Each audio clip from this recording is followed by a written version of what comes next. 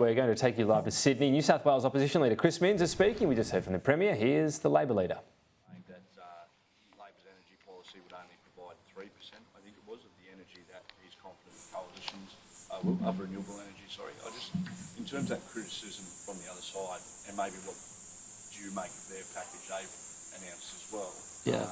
What's your response to that? Well, I mean, he's obviously being tricky with facts. This is about the dispatchable long-term storage for renewable energy, so it sits atop the renewable energy zones. And one of the leading criticisms of Matt Kean's tenure as Energy Minister is that he hasn't been planning for the dispatchable power of renewable energy when it's not immediately available. And that's what storage does for New South Wales. This is the key part of the jigsaw puzzle that hasn't been filled in.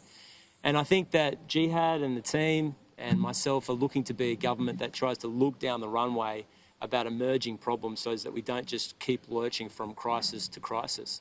I think the government's tenure in the energy portfolio for many consumers has been a disaster. You've seen power prices rapidly increase as a result of the privatisation of the distribution of electricity and the generation of electricity. The privatisation of generation has also been a disaster for the balance sheet of the New South Wales budget. Let's go through some of their best hits.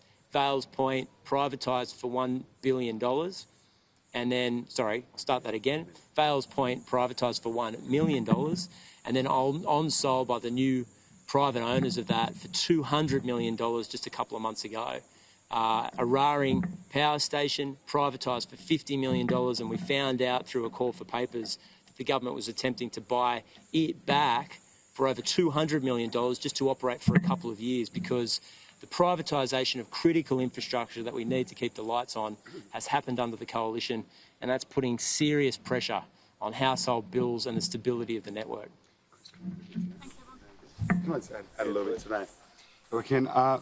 We've seen very much, Minister Kean is a person who talks about having a plan, but he actually doesn't have one. He likes to make big announcements. The reality of it is, what this does is it fills that really critical missing piece of the puzzle, and that is about ensuring that we've got dispatchable energy, the energy that you can turn on and off at any time. And that covers times when the sun's not shining and the wind's not blowing. For all of his comments, Minister Kean has actually not addressed the issue of storage and storage capacity. And we've seen the response to this announcement over the last 24 hours has all been positive in the sense that they acknowledge that what Labor has done is looked at a pragmatic, solutions-based approach for things that are required. The fact of the matter is, what Mr Kean does is spend more time looking at what other people are doing instead of actually doing the job that he's meant to do. He's much touted renewable energy zones, the biggest ones of those, the Central West Arana.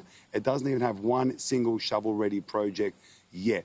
And what we're doing is we're making sure, as Chris said, is looking down the runway, anticipating problems, and rather than bury our heads in the sand and hope that the problem is going away, we're creating a solution. We're looking to make sure that we guarantee energy to the people of New South Wales. It's clean, it's reliable, and it's affordable.